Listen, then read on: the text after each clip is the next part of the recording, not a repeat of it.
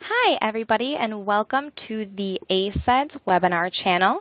I am Deja with ACEDS, and I am the operations specialist here. Today, we have an excellent webinar with Dave Swider in Professional Services with iPro, and he is going to be proving the value of analytics today. Also, we will be taking questions throughout the live session, so if you have any questions, please feel free to put them in the Q&A located at the bottom of your screen. We are very excited for this webinar, and we hope you enjoy. Dave, without further ado. All right, thank you. Thanks, Deja. Hey, good morning. I just want to introduce myself a little bit before we jump into our topic here. I just want to present some context here because I think that'll be helpful as we start to kind of go through this and start looking at, what are the potential uses and values of analytics here. I've worked in a variety of responsibilities inside of the legal industry here. My entire career has been in litigation support since back in the early 80s. Along the way, I've worked for a search technology company back in the 2000s. I have also worked inside of contract review houses, and I've also worked in firms themselves. So part of what I want to talk about today is actually how you can take advantage of analytics, particularly with teams that may be reluctant to adopt this technology. There's a fair amount of feeling that this kind of technology is sort of black box, and there's no way to understand what it does. I think there are also understandings that perhaps these kinds of things can cost too much or they can be difficult to work with. So let's address a couple of those items right up front here. There are really two questions that we want to try and answer here. The first one is, what are the business problems? And the second one, obviously, is why are people slow to adapt? So let's talk about kind of how you can actually make this work. So let me click my button here. So the big business problem with litigation, and particularly with document review, a lot of what we're going to address here is really focused on minimizing the cost and increasing the accuracy and functionality of document review. The big deal is that costs a pile of cash. A lot of times when I was working on the vendor side, the client would try and beat us up on the processing costs. And as a measurement of proportion of the cost of litigation, the actual cost of document review can sometimes be 6 or 7 times the cost of processing and hosting the data itself. So I think if you were looking at a place where you can actually make your best value, it's going to be by addressing this cost of review. The other challenge is that teams can typically get kind of a methodology, a way that they like to work through the documents, and it can be difficult for people to move out of that methodology, especially when the stakes are high. If you're working on bet the company litigation, that can be a difficult time to try a new process, especially if you're concerned about privilege waiver or you've got volumes and volumes of documents to review. It can be easy to conceptualize it as just throw more manpower at it rather than taking advantage of technology. And so a couple of resistance points here are the cost. A lot of times these processes do cost something. There might be an upfront indexing fee that is applied to every single document, and usually those are charged per gigabyte of processed data in some fashion.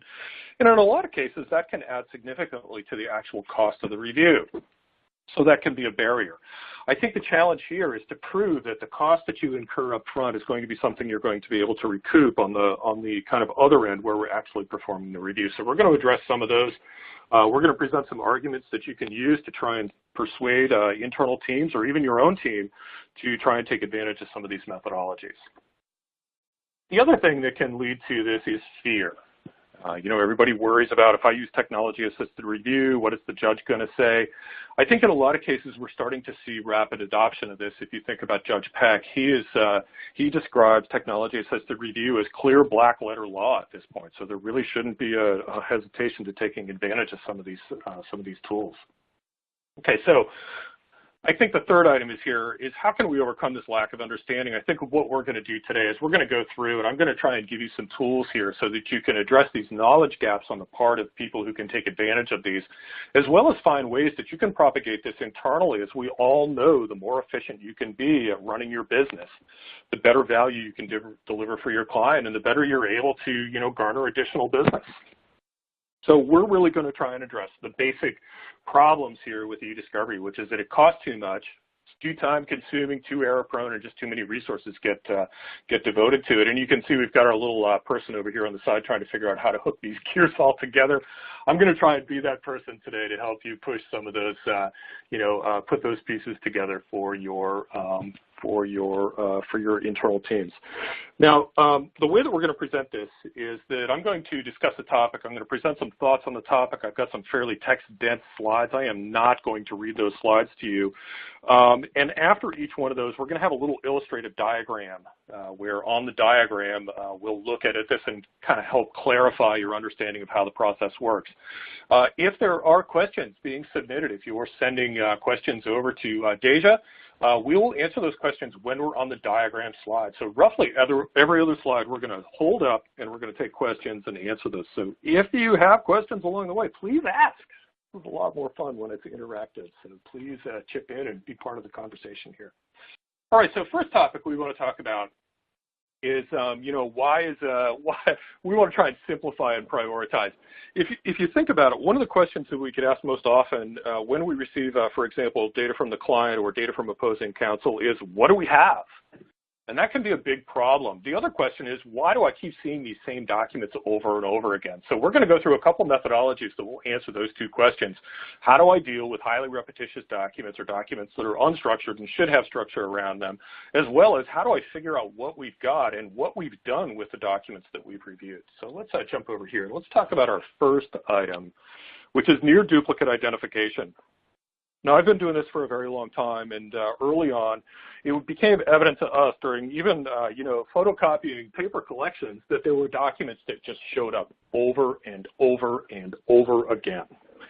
And this is not a problem if you're just reviewing for responsiveness, but if you're reviewing for things like privilege, or maybe you're trying to identify a best copy to take off to a deposition or some other place where you're going to use this document externally as an exhibit, you want to try and group documents together that are similar so that you can apply consistent work product to them. So, for example, there was a case not too long ago where a firm released 13 copies, I believe, of a privileged email communication, and they had managed to withhold 2, and they tried to claim that they had done a diligent privilege review, which the judge promptly rejected. So, near duplicates can be a way to work around that. So what do you do with near duplicates? Well, basically what we're going to do is any technology, and there are several technologies that do near duplicate identification, they all focus on the same sort of basic objective, which is comparing the text of documents against each other so that you can identify documents that are substantially alike, but maybe not exactly alike. As we're processing data to put into an electronic discovery case, it's easy to use MD5 hashing or SHA-1 hashing of some variety to eliminate pure duplicates. Right? So there's one way that we can reduce the data set is by eliminating duplicate records. But another thing that we can do is we can actually group nearly identical documents together so that we can have one reviewer look at those records. So essentially, in most tools that I'm familiar with, and there are probably 3 or 4 that I'm familiar with at this point, the documents are always grouped into a set of what we call near duplicate records. So they may have different terms that they use to identify that set, a near dupe group, a near dupe set, a dupe set, etc. But basically, it is grouping together documents that have similar text. One of the ways that you can leverage this information is that you can create batches for review that contain an entire set of nearly duplicate documents, and you can present those to a single reviewer. And the benefit of this is that it can allow you to accelerate document review at the same time as you raise the quality by ensuring more consistent review of the records. So in a batching schema that I've applied several dozen times, is I would basically bifurcate the collection into email threads, would go up through one review pass, and near duplicate documents, which are typically composed of the My Documents and network shares and other types of kind of loosely stored documents, or loose documents as we commonly refer to them, would be grouped into these near dupes and sent up a parallel review path. So we've essentially got a set of near dupes going up one side, and we've got the email threads going up the other side. What we found in review after review was that depending on how similar the documents were to each other, we could see the review accelerate from what we expected as a standard in our contract review center of 50 docs an hour to sometimes upwards of 70 documents an hour. Now, this number is not a hard number. This can vary greatly depending on, what kind of documents you've got, how many records are winding up in each near duplicate set, or how many records are in a near duplicate set and how similar are they to each other. As the documents become less similar, the reviewer is going to have to spend more time analyzing the text differences between them. But I think I'm comfortable representing this as somewhere between 60 to 70 documents an hour can be reviewed if you're creating near duplicate batches and giving each reviewer all versions of the same document. Okay? So if you think about it, if you're moving from 50 docs an hour to 70 docs an hour, that's almost a 40% reduction in the cost of review for each record. In our review center here in the Bay Area, we typically price review at about $50 an hour. We typically expected 50 docs an hour. So you can do some rough math here and come up with $1 a doc for review. And if you can get 70 docs an hour, now you're dividing 70 docs by 50 and you're getting a much more attractive rate than $1 a document for ultimate review. Okay, so near duplicate identification, excuse me, can be a great way to both accelerate review, ensure that you have more consistent responsiveness and privilege calls in particular, especially privilege calls, but ultimately you're going to get more consistent work at a lower cost in less time. All right, so let's jump over here. I've got a little diagram here that kind of talks about this. And essentially what you're going to do is you're going to take these documents that are hiding among the larger collection here, and by grouping them into near duplicates, essentially what you're going to do in this scenario is you would review one of the records out of each. You would review the primary document inside of the near duplicate set and then have accelerated review for the remainder of, say, for example, the yellow docs at the top of the stack here, and then so on and so forth through each of the subsequent sets of near duplicate records. So it's a great way, again, to accelerate review, ensure consistency, and lower cost. Now, I've had questions asked about this. Can this be applied to paper documents? This absolutely can be applied to paper documents. This can be a great way. We all know that marginalia is where the good stuff lives. So if you can group together documents that have been scanned and maybe somebody scribbled their notes on the side of that document, and you can group those together with the electronic version of the document, that can be very powerful when it comes to selecting exhibits to take to court, deposition documents you'd like to use, et cetera. You can find that best copy. Even if the document appears in different forms, it may have appeared as a Word doc or a PDF, or maybe it's even just a page of text stored as a PowerPoint or a text file. We're going to bring those differing content sources, as long as they contain the same text, together and allow you to be able to identify those regardless of the file type or extension. All right. Okay, so no questions so far. So let's jump over to email threading. And I think that if there is one thing that is probably the biggest issue with law firms, that is dealing with email threading. Now, there are a couple of ways that email can be threaded. There is, of course, the native metadata fields, and since I'm talking to the ACEDS people here, I'm sure that you're all kind of fluent in how these fields work. But in a lot of cases at production, or even from our own client, we may not get good metadata that's going to allow us to thread documents together into conversations. So what we do, or what a lot of these email threading tools do that don't rely on metadata, is they're using basically the near duplicate function where we're doing comparison of text between records to identify records that are associated with each other. So if you think about it, you can leverage two items to start this. You can basically identify an originating message because it's going to have one email header, and then below it you're going to have one message body. So once you've identified those, you now know that you have the root of an email conversation. And then what you can do, or what the tools typically do, is they're going to look at the message body, and they're going to look around the collection and see if they can find that message body living elsewhere in other documents. And if they can identify that message body elsewhere, and they see that message body found in another message, and that other message has another message body in it, we know that these two records are basically part of the same conversation. So there are a series of things that can be used here to facilitate review once we've got these based into or built into threads. One of the typical functions of text-based email threading is that we can identify the last message in time, or what some tools call an inclusive message. There are different kinds of terminology for this last in time message here, but I think we can all just use last in time message as a way to describe those. In a typical review scenario, I've facilitated email thread review in a couple of different ways. On smaller collections, I've presented entire threads to a single reviewer. They basically start with the first message, march on down through, assigning responsiveness and privilege as required. I've also facilitated reviews where we basically identified the last in time messages, and any attachments that were included inside of the thread as well, and we basically batch those up and present those to a reviewer. Now, a thread may have multiple endpoints. So for example, maybe I send an email out and I send it out to a broad distribution of people. Maybe we're discussing, some sort of change in corporate policy here. And so I send a message out and that comes out as a send, and then people start using reply all to ask me questions about this change in company policy. Now, that may go back and forth between me, who issued the originating email, and all of the respondents to the email. And in that case, it's entirely possible that we might have one endpoint in the conversation, or one what we call inclusive message. But more likely, especially if it's a change in policy, there are going to be side conversations that occur as well. And so what will happen is the conversation will basically split, so that you'll have these branches that come off of the original conversation, and eventually each one of those branches ends with a, nobody else responds, there's a final message that gets sent.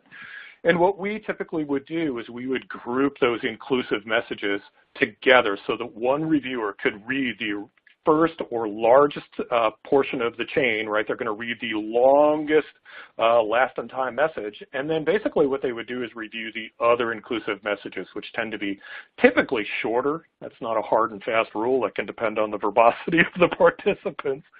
But we would batch those out, and in most cases what we would do is we would reduce the number of documents that got subjected to first pass review by somewhere between 15 and 25%. Now, I thought this was just unique to my clients. One of my colleagues here at iPro has reported the exact same kind of statistics based on his experience in review as well. So I'm comfortable representing that if you use an inclusive-based review, where you're just reviewing the last in time email messages, you're typically going to get rid of about 15 to 25% of the documents. Now let's discuss one more scenario here. I presume that the folks on the phone here are pretty smart and have worked in review at some point, or at least familiar with it. What happens if you do an inclusive review and somebody marks that last in time message as privileged? Well, you can do this. You can go back in a couple of different ways. The reviewer in most relational tools will have an ability to reveal the entire thread and then go through very granularly and assign privilege as it arrives inside of the email conversation. That can be one way to do it. You just do it in line with your inclusive-based review. The other way that it can be done is you can basically create a search to identify any documents that have gone through first pass review and have been marked as privileged. And what we would usually do in a scenario like that is we would basically create a search to identify the privileged last on time email messages. We would roll the entire email conversation back in, and then we would present thread order based review to a second pass for privilege, so that they can go through very granularly and assign privilege, which can be helpful if you've got really long chains. If you have conversation threads that are running 35, 40, 50 messages, this can probably be the most efficient way, rather than making somebody take a detour out of this, inclusive-based review and then having to call up that 50 document thread and then go through and assign privilege individually. So I think that that's probably the most efficient way to do that, is to create a second review pass, identifying inclusives that are marked as privileged at some point, bring the entire thread back and submit those back around. The advantage of that agenda is that if you do have privilege arrive somewhere in the middle of the thread, that gets identified, and the reviewer typically is cognizant of that as they're going through and reviewing the remainder of the thread. The other item is that it allows you to, if you wanted to do that, you could even roll privilege logging into that second pass for privilege, so that as they're assigning the privilege to appropriate records, they can also assign the privilege type, so that you can then pull a priv log out a lot more quickly. Okay, so email threading. And I think probably the way to describe this is that if you look at the diagram that we've got here, the leftmost message there down in the lower left-hand corner, I would absolutely submit that one up for review. The message in the middle with the attachment, that looks like a unique message. I would supply that one to the review team as well. And then the one on the right that has two responses, if those responses were identical, I would only present one to the review team. So out of the, what do we have here, 7 messages, we would probably review 3 or 4 depending on the content of the rightmost branch of this conversation. All right, so you can, again, do a great job with kind of removing extraneous documents and accelerating review. Now, one of the things that I've started to see here on the West Coast, and I checked in at ILTA with some folks that I was talking to, is that I'm starting to see, or we were starting to see, production specifications that specify just last-in-time messages would be produced. So this can be beneficial to both parties involved in the litigation, in that both sides are going to have fewer documents to review, both for production and on receipt of incoming production, which can, again, lead to lower cost of litigation. It's good for the client when you tell them that you've reduced their review bill by 25% as well. So another great opportunity. And again, this, in some tools, this does not need to be electronically sourced. This data can come from, documents that have maybe been produced, and we've got nice clean text, and we've got, TIFF images produced. If in that case, if you have clean text, we can still process, or most tools can still process and generate email threading without having to refer to the original metadata or the original source file. Okay, so email threading. All right, no questions. So either I'm doing a really good job explaining this, or you also don't have questions, but please, if you've got them, please jump in. My goal here is to make sure the questions get answered and that you guys have a good perspective of how analytics can benefit your review. All right. Now, these two tools that I've shown previously here, these are appropriate for virtually any kind of review. If you've got paper sources, electronic sources, these can be helpful. Now, the next session that I'm going to, and let me back up just one moment here. These types of processes here for near duplicate and email threading, these are oftentimes charged in the market not per gig, but they can be charged per document. There are a couple of different approaches to pricing on these. So if you are contemplating this for a document review and you have counts, talk to your vendor about what this is going to cost. If you think about the benefits in terms of accelerated review and the reduction in the number of documents that you have to review, if you do a little math in terms of what you can hope to get per hour or what number of documents you're going to review, it generally, in my experience, there's almost always a good cost-benefit ratio for using email threading and near duplicates on almost any collection of almost any size. So don't be afraid to take advantage of this. It will provide benefits for you downstream, especially as you're doing things like privilege checks. Email threading, show me the privileged documents, now show me the whole thread. Now I can look and see where the documents are that aren't marked privileged that really should be. And same for potentially nearly duplicate documents. You can call up all of your privileged records. You can return all the records that are part of the near duplicate set, do a quick filter, find documents that are not tagged as privileged, and go through and address those fairly granularly. So good for QC prior to production as well. And that, again, is what keeps us awake at night is, inadvertent privilege waiver. All right, let's jump over to some more advanced analytics here. And these are analytics that we refer to over here at iPro as index-based analytics, because these are typically going to require some sort of index to be built. Now, concept clustering is based on a set of linguistic tools here. So I'm going to take just a minute to explain how this indexing works. There are a couple of misconceptions I've heard from teams when I've worked with them about how analytics works. Basically, the tools that I'm most familiar with typically use an ability to understand which words are frequently found in association with each other.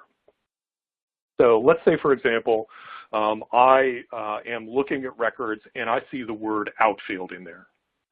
So that indicates to me that this document is probably going to talk about baseball. Now, somebody could have used it as some sort of metaphor. So if I look further through the document and I see the word, shortstop, and I see pitcher, and I see maybe Fenway in there, or I see grandstands or catcher or umpire, I know because of those words that this document is talking about baseball in some fashion.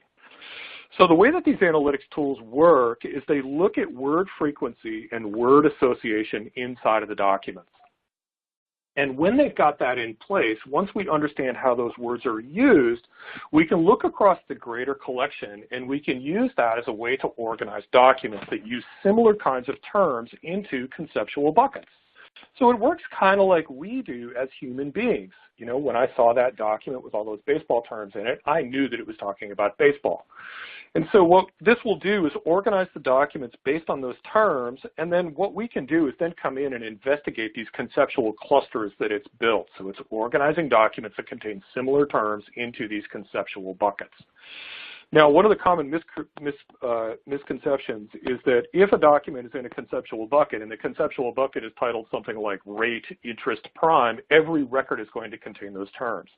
That is not true. What it is going to do is the document is going to contain terms that are frequently found in association with the terms that form the title of the cluster. So, for example, if it says rate, interest, bond, the document may or may not have those specific words, but it will have words that are found often in association with rate, interest, bond, the words that are going to form my cluster title. So once we've got our documents kind of organized into these conceptual buckets, how can we use this? So the biggest question in any event that we are, or any event where a team is provided with data is, what do we have? So this could be, data that we've collected from our own client. What do they have? Well, so, somebody goes through and we take samples out of the documents or we read them, and that helps us understand what sort of concepts might be included inside of the case. But that only allows us a very narrow slice. It's really difficult to get that kind of high-level look at what sort of concepts are included in the case and where we should focus our review.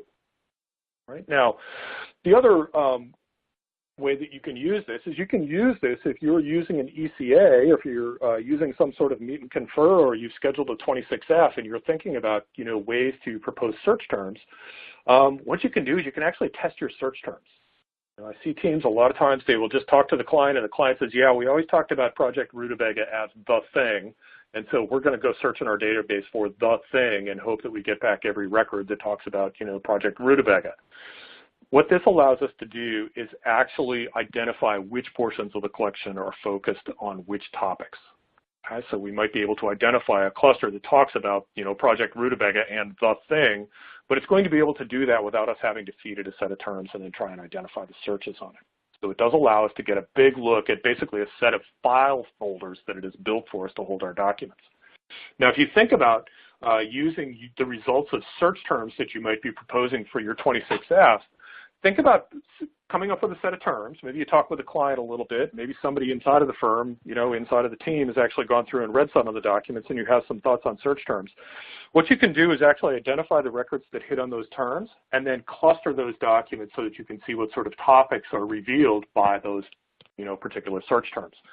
I think the other way to do this, and this is probably the most powerful way to do this and ensure that you're going to get good results on the search terms you propose, is to then take a cluster set of the documents that do not hit on your terms and try and identify which sort of concepts are being missed by your terms, and then be able to drill into that particular concept, look for commonly used terms inside of that cluster set of concepts, and then add those to your terms.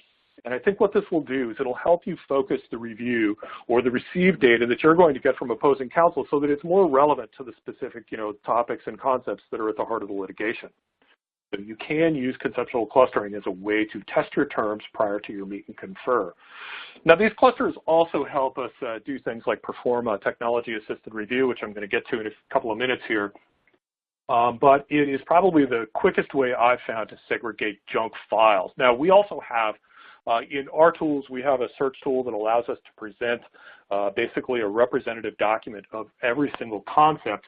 And I think that you could probably tease this out of other tools as well. But you can, create a search. And what this can do is this can help you by reviewing, a couple thousand documents at most. It can allow you a way to get an idea of what's actually in the case and where you want to focus your review. Now, different tools present this in different ways.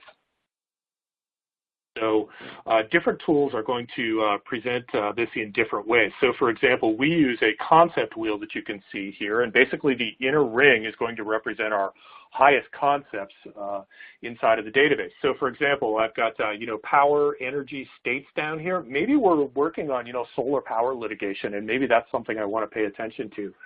But maybe states, email attached, maybe that's just kind of, I've got a whole bunch of kind of one-sentence emails that were kind of form letters that were being sent out, and I could take a sample out of that set and I could actually ignore that big pink wedge there kind of between 12 o'clock and about 3:30 there.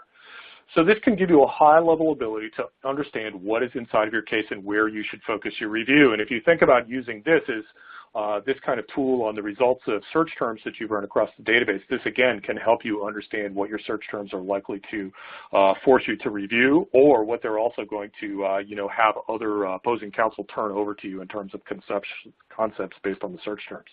All right, so concept clustering.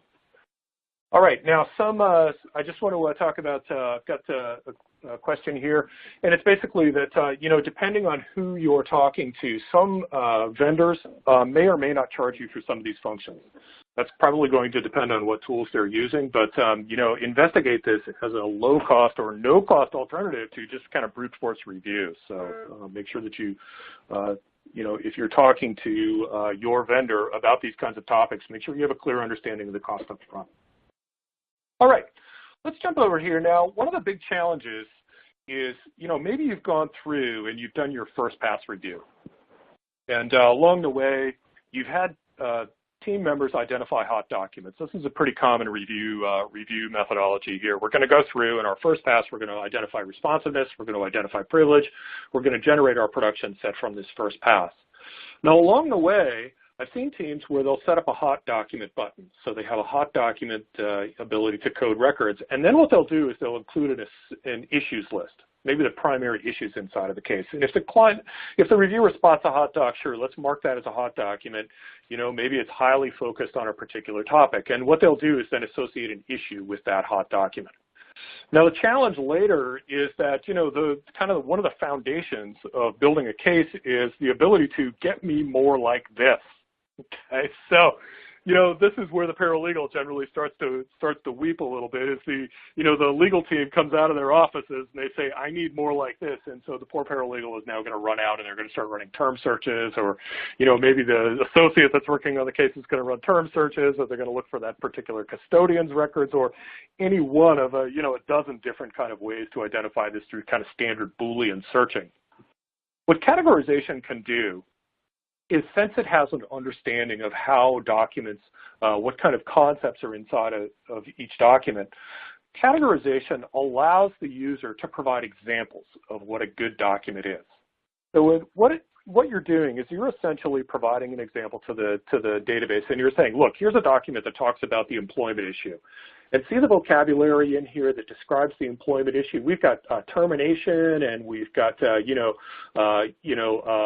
performance improvement plan in here, and we've got the person's name, and we've got warnings were issued on, and we've got all these other kinds of vocabulary in here that's going to help me find other documents that are going to help me tell my story about why that person was fired or why they were justly terminated. So by using your example documents that you've identified, what you do is you provide those to the system, and then the system says, aha, I see the kinds of words and terminology that you're looking for, and so I think you should look at these records right here. And this allows you to use anywhere between a half a dozen and a dozen example documents as a way to broadly categorize your database or identify similar documents to the examples that you've provided. Now, the question here is, can you use this in relativity? The answer is yes, you can use this in relativity. There are a couple of ways to search for this in relativity. There's a Find Similar Documents function, which should allow you to right-click and find similar documents. In our tools, you basically provide examples, you run a build category, it will identify similar documents and return those in something that looks very similar to a kind of tag interface here. So different tools can provide this. I've used other tools like Viewpoint as well that did have an ability to provide some level of categorization based on index analysis, and I know that other tools do in here as well. So in relativity, this is integrated into the platform just as it is in our own platform here over at iPro with Eclipse. All right, now let's say that you want to try and find your issue review documents. So you're going to go through, you're going to use your examples that you've identified during your own review, and you're going to tease those out, and now those are going to form the basis of your issues review. And if you find additional good documents, that have been brought back by this categorization example here, you can add those documents as examples and further expand your universe of documents that are relevant to the issue you're reviewing for. Now, let's think about this. We've talked about using this offensively, right? We're using this as a way for us to identify particular documents to tell our own story. Now, what happens when opposing's data shows up? they're going to dump everything on us, right? So we've got two opportunities here. Obviously, we could create a concept cluster from their records, and we could figure out where the good stuff lives, which clusters it lives in. But if we're trying to associate documents with issues, that's not terribly helpful. We're just getting kind of a broad look at the documents. If I just back up here, you know, I could build a cluster just like this for incoming data, but that doesn't get me to documents that are likely relevant to my issues. So what you can do is you can use the documents of your own collection that you've identified as hot documents during first pass, and you can add the incoming production to your index. And then what you can do is you can right-click and you can build that category out so that now you sweep the incoming and newly received documents into those categorization examples here. And then what you can do is in any tool that's worth a darn, you should be able to filter on the production prefix and identify documents produced from opposing counsel that are conceptually similar to issues documents you've provided or identified during your own first pass review. So this is a lot more focused than just doing brute force searches. So a common scenario would be, hey, you know, I'm looking to find documents that talk about how the power supply operated inside of the widget. So we look for power supply and we look for the widget name. So that's great, right? But I'm going to get back half of my collection because it's going to hit on these, you know, the power supply, you know, power with intuitive supply and the widget, you know. And so what that means is that you're going to look at a lot of documents that have no conceptual relationship to the hot document you're trying to identify. So in this case, you can have a far smaller set of documents to review that are going to likely be more tightly correlated to the documents that you've provided as examples. Okay? So categorization is a great way to tease additional records out of the database based on examples that you provide, and it allows you to mimic that get me more like this kind of functionality. All right. Now, what can we do with categorization? We can do several things beyond this. So you can use it, again, as a way to tease out issue documents. You know, maybe you're looking for good examples of documents to take for an exhibit, those kinds of things. But what if we applied this to the larger case? And what if we went out and we went around our concept wheel here and we took example documents from every one of these most tightly defined clusters out here on the very edge? Okay, so what if we took an example out of each one of those and we fed those out to a reviewer? Basically, the reviewer will be able to take sets of documents, review those, and mark those as responsive or not responsive. And then categorization will basically say, okay, I think I understand what you identify as a responsive document, and I think I understand what you identify as not responsive documents. And we can use that as a way to categorize the database basically into two piles. In this case, I've got 6 piles of Lego here that I've organized from examples that I pulled out of this pile over here that allow me to get through my documents more efficiently. Now for TAR, which is what I'm talking about with our responsive categorization here, we're going to then, you know, we're going to use those examples and we're going to basically train the system to identify what's responsive and what's not responsive. Now you might, a lot of people kind of get a little upset about this, or not upset, I should say that they're a little concerned about having basically the robots do the review. I read a document a few years ago, and this is actually from one of my competitors, and I think that they had probably the best description of what TAR does, or Technology Assisted Review does. It's basically a force multiplier. The system does not make any independent decisions. It is leveraging information applied by the reviewer to basically say, get me more like this, right? Get me more like this. And these are my responsive documents, so show me the responsive documents. And here are my non-responsive documents, show me more like this. Now, there are benefits to this. There are huge cost and time benefits to this. We actually have a kind of an example case here.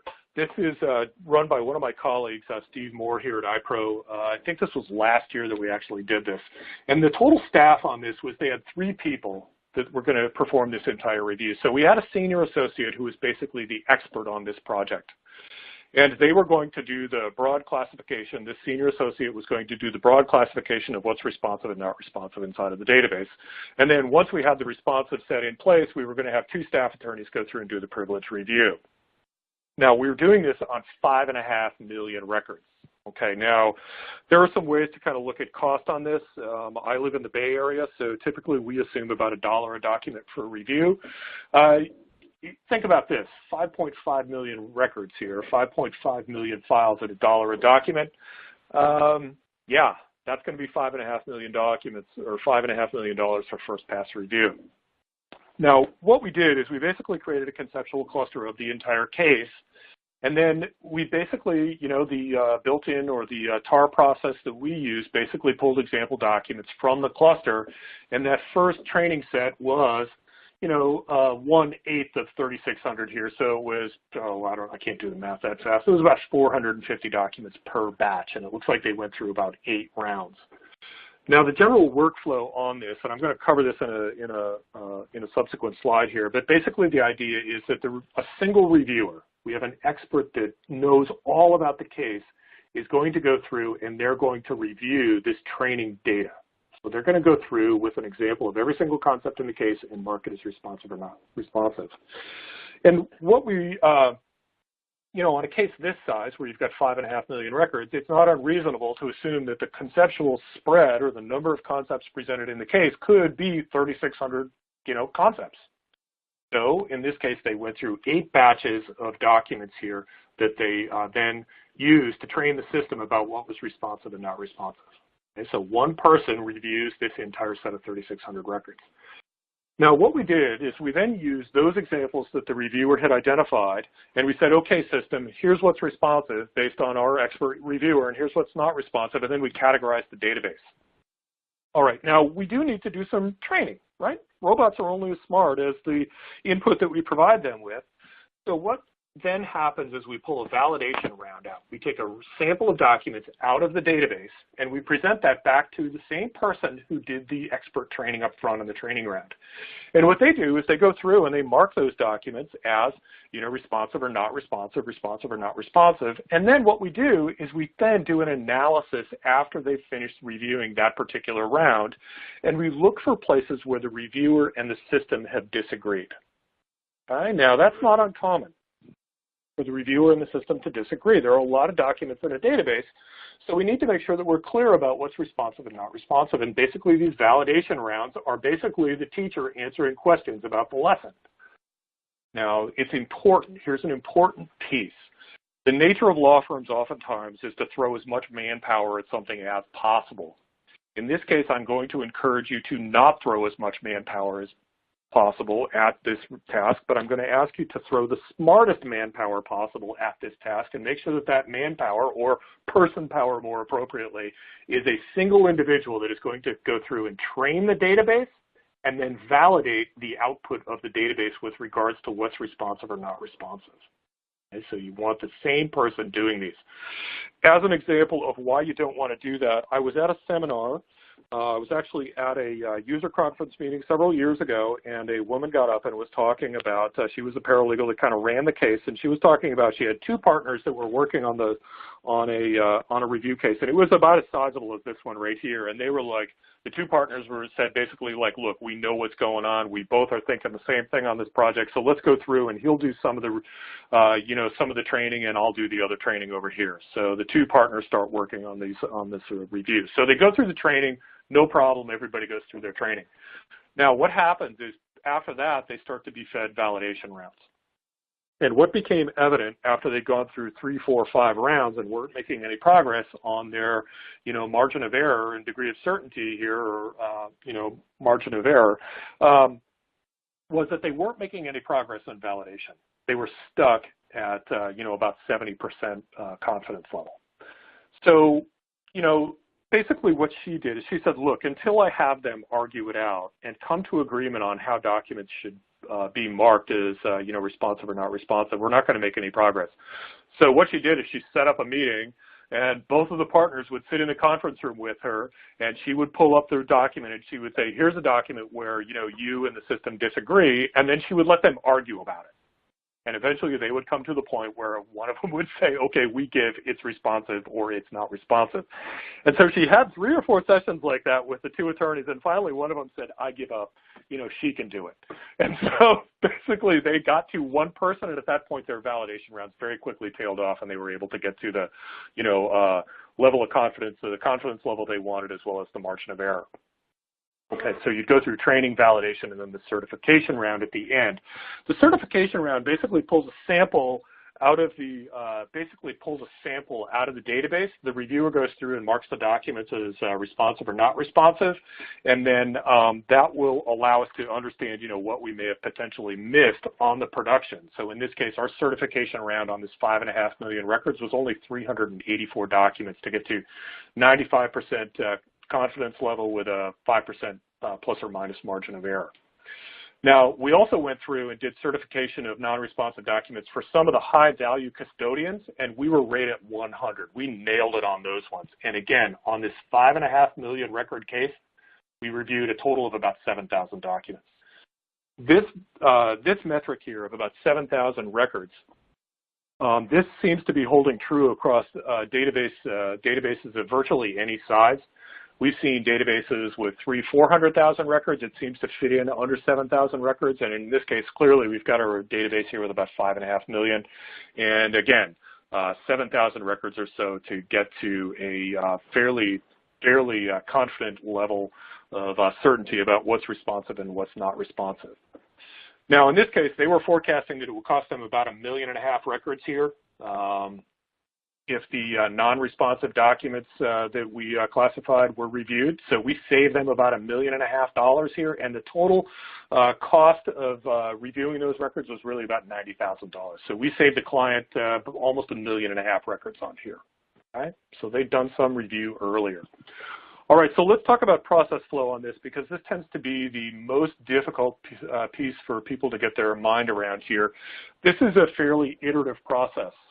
If you're looking for a more in-depth discussion of how technology-assisted review works and ways that you can combine this with some of the other tools that I've shown you here today, Ralph Losey over at eDiscovery Team has a tremendous blog where he basically incorporates all manner of search tools here, both analytics and non-analytics based tools, to get to a highly formulated and highly defensible format of review for technology-assisted review. Now, he does a fair amount of kind of preparatory work up front, search term vetting, calling, all kinds of other things before he gets to TAR. But basically, in any sort of TAR workflow here, technology-assisted review workflow, there's going to be an iterative process. And the iterative process basically focuses inside of these 3 steps right here, where there's going to be a selected subset of records extracted from the database and presented as a review batch to the reviewer. The reviewer will then review them. Then we will do some categorization. And then we will create a validation batch, and the validation batch will then be pushed back out to the same reviewer. The reviewer will go through the validation batch and mark the documents as, responsive or not responsive, or relevant or non-relevant, depending on, where you are. And then what will happen is after that validation round is done, and before we kick off the next categorization effort here, where we basically say, okay, using the examples we provided, break everything into relevant or non-relevant or responsive or non-responsive documents, what we want to do is do some analysis on where the system and the reviewer disagree. Now, there might be documents, for example, that the reviewer initially marked during the initial training round as relevant or responsive. And then later on, we discover that that record was used to mark documents as being potentially responsive through the categorization effort here, but it disagrees with the original calls, or the reviewer has gone through and marked very similar documents to it, in the opposite way. So this analysis allows us to go through and see where the reviewer and the system disagree, and then go back and mark documents as either responsive or not responsive, and then categorize. So there's a little iterative process here that has to happen between validation rounds, and that is a sort of analysis of how the results were.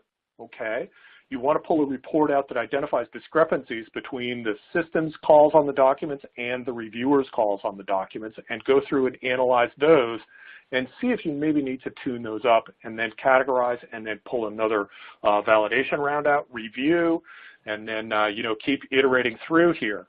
Now, most tools are going to have some sort of dashboard, if you will, that is going to give me some update on where we stand. Am I seeing fewer overturns? Is the reviewer becoming more and more agreement with the system, or is the system becoming more and more in agreement with the reviewer? Or are we heading in the wrong direction?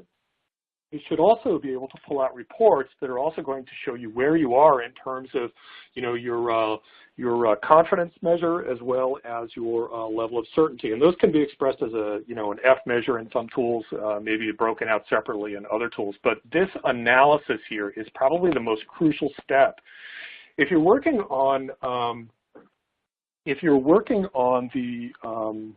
just lost my train of thought for a second.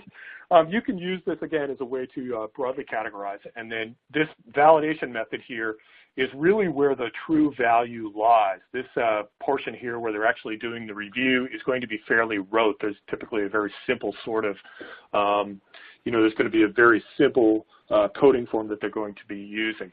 Now, if you are on the vendor side, this is where you can apply most value to this review. If you're the in-house person that's doing the review, this is where you too can provide the most value to this review, is by identifying where the system and the reviewer disagree and then focusing on those so that you can review fewer documents in subsequent validation rounds. Okay, so great value add. Now, somebody has asked about how do you account for hot documents. After you train the system, how can you locate the hot documents? You would probably, if you're going to be, using some sort of search terms, or maybe you've got an idea of where those hot documents may exist, as long as you can locate a couple, you could typically use categorization for that. Some categorization tools will also allow you to do a manual entry of text that may basically define your dream document.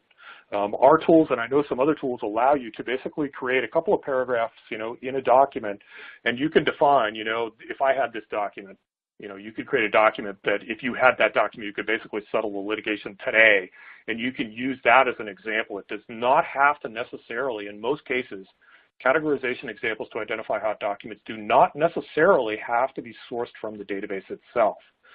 Now, typically what I would see is that teams are going to do some sort of QC. A lot of times they just want to, maybe take the result set, the responsive documents, and categorize those into a concept cluster and then go through and look at the topics included and mine those for hot documents. I've also seen teams apply a combination of search terms and clustering to identify potential hot documents. So you've got a couple of ways that you can leverage those, not only your analytics index, but tools that you might be more familiar with. Okay, so this is, so just to recap a little bit here, we still got just a couple of minutes left here, and if you've got questions, please send them over. We've had some great questions here, so thanks for adding to the conversation here.